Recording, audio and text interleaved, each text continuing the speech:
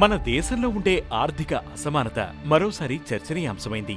British కాలం కంటే ఇప్పుడు పరిస్థితి ఘోరంగా ఉందని ఓ ఫైనాన్షియల్ అనలిస్ట్ పెట్టిన పోస్టే ఇందుకు కారణం. ఇంతకీ ప్రస్తుతం ఆర్థిక అసమానతలు ఏ రేంజ్లో ఉన్నాయి? ఇందుకు ప్రధాన కారణాలేంటి? ఈ వీడియోలో చూద్దాం.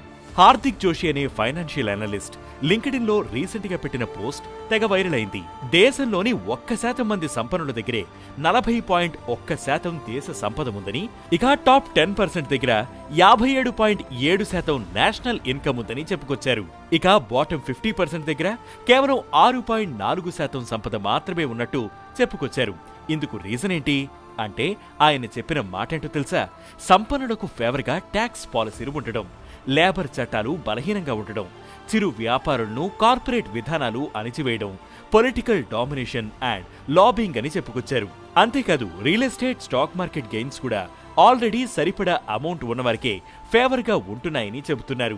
ఈ ఆర్థిక అసమానతలు కంటిన్యూ అవడం వల్ల వ్యాపారులు, పొలిటీషియన్లకు సులువుగా ఎన్నికల్లో ఫండింగ్ చేసుకోగలుగుతున్నారు, మీడియా నరేటివ్ ను మార్చుకోగలుగుతున్నారు, సంపద సమానంగా అందరికీ అందకుండా లాబింగ్ చేయగలుగుతున్నారు.